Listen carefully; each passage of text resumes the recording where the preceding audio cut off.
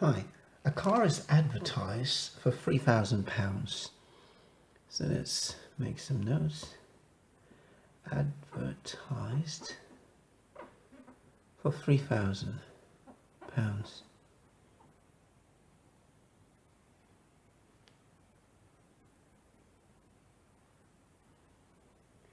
And it's to be sold next month. Tom can afford to pay £2,500. So Tom can pay just £2,500. That's all he can afford to pay. By what percentage will the price have to be reduced so that he can afford the car? Well, he needs a reduction of £500 because it's advertised for 3,000. He only has 2,500. So a difference he has to make up is £500. So they need to reduce the advertised price by £500. But what fraction does that represent, or what percentage does that represent of the original or the advertised price? Well, it's 500 over 3,000. Because it's selling for 3,000, you want to know what fraction or what percentage of it do you need to reduce in order for Tom to be able to afford it, and this is times 100%.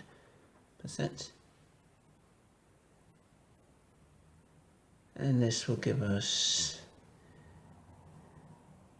1/6,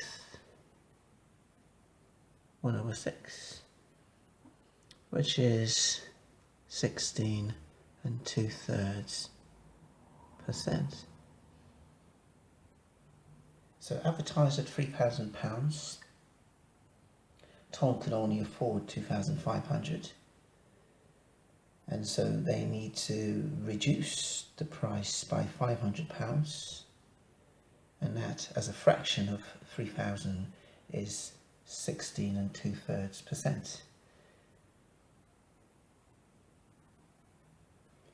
Here we have a diagram of a triangle that has been cut into a smaller triangle here and a trapezium.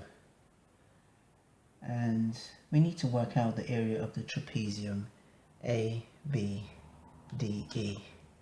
So this shaded part here. And we're given some more measurements. We have this side here. We have the height here. And we're given this. We know these are also, we're given that these are right angles. So what springs to mind when you think about right angled triangles? We have no angles, so this must be a use of Pythagoras' theorem. So first we can go ahead and calculate maybe the area or the side. We can calculate the area of this triangle, but that might not help. But if we calculate the overall area of ACE, the triangle ACE, we should be able to find out what the area of the trapezium is. Well, let's take the first step. We do know that we can actually separate this diagram because we seem to have incomplete information. If we were to find the area of the trapezium, which is half the sum of the parallel sides times the height, we're missing the height. If we were to find the overall size or overall side of this large triangle, we're missing this distance or this length ED. So just like how when you're a kid you take things apart, it's no different in maths. This is how you discover what's going on. So we have the larger triangle. Let this represent the larger triangle. We have C, A, and E. we have 12 here centimeters. We don't have any other information, but on the smaller one we have a little bit more.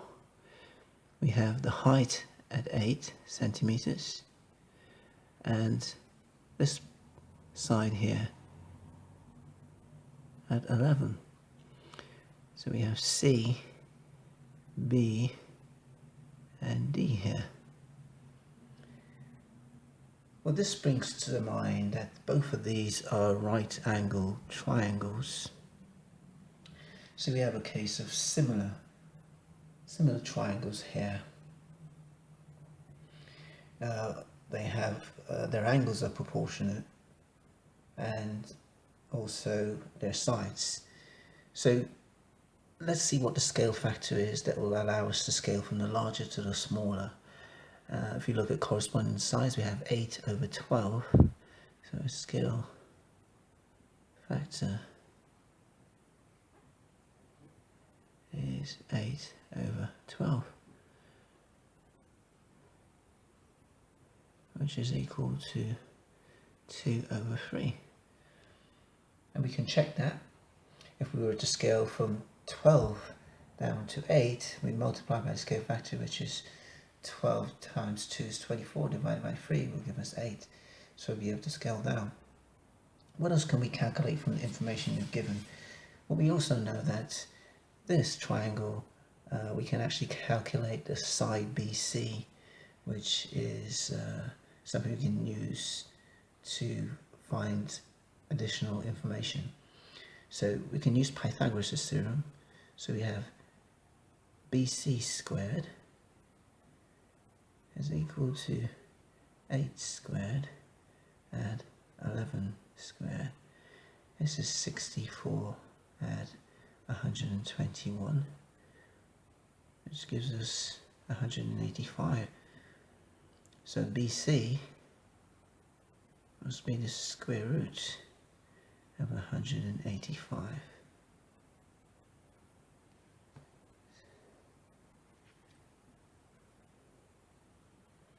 If I check this on my calculator,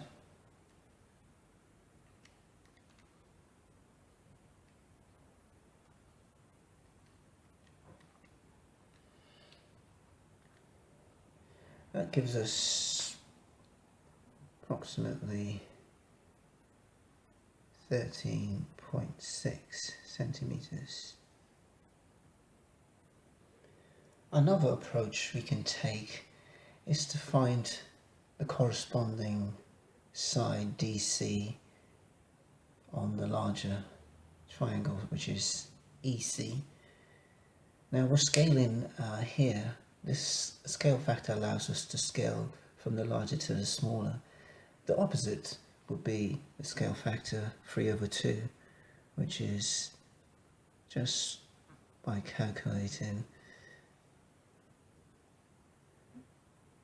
from 12 over 8, which is 3 over 2. If we were to scale 8 up, you can see that would be 8 3 is 24 divided by 2, which is 12. So we can scale 11 to find this length. So that will be EC be equal to 11 times 3 over 2, which is equal to 33 over 2,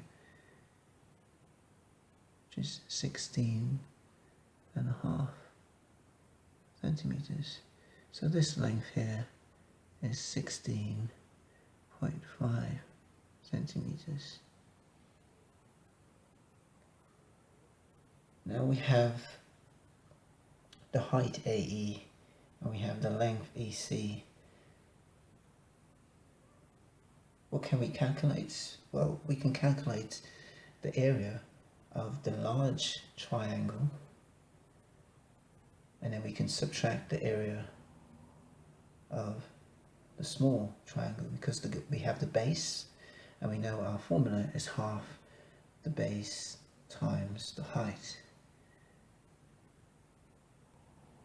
So for the larger triangle, area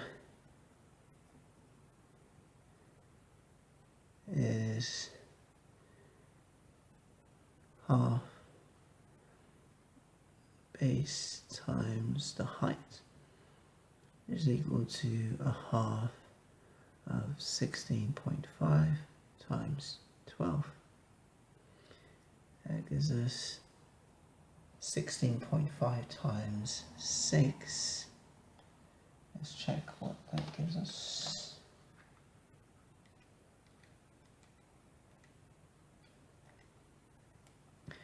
Which gives us 99 centimeters squared as the area. This is 99 centimeters squared. So that's squared, sorry. That's the area of the larger triangle ACE. Now the area of the smaller, so this is the large area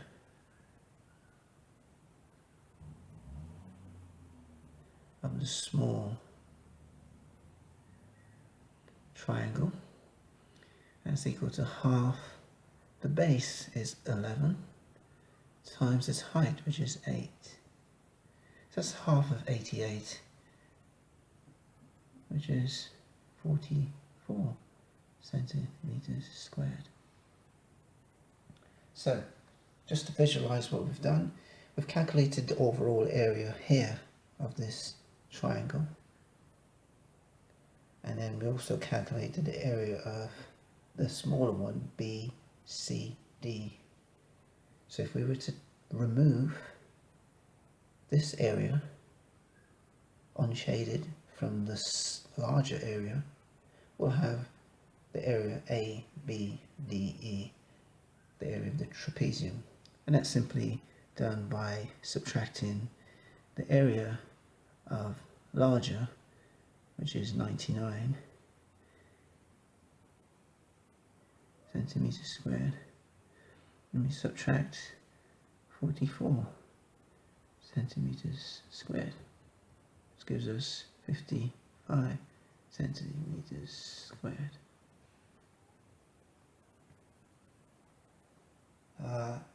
Is there a way of checking this? Well, you could go about finding out what this length is, ED.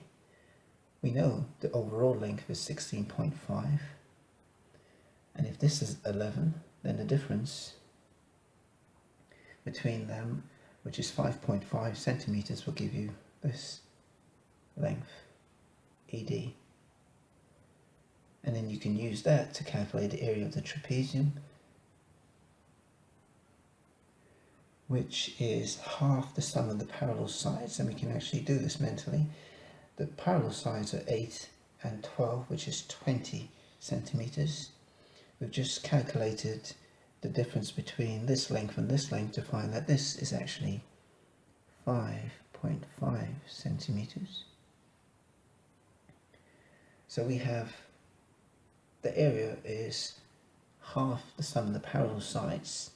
So if this is 20, then half of that is 10 times the height. The height here is 5.5 times height will give you 55 centimeters, which confirms that this is correct. So this was a problem of similar triangles. It's a good idea if you can understand this. This is what is called true problem solving. So first we found the overall size, area of the larger triangle, and also we found a scale factor. Before that we found the scale factors that would allow us to move from large to small or from small to large. We found the necessary sides of each triangle, and we're able to find areas of the large and small triangle and subtract the small from the large to get 55 centimeters squared. Thanks for watching this video. My name is Alistair. Any questions are welcome, or comments. Please like, follow, or subscribe for more videos like this. Bye for now.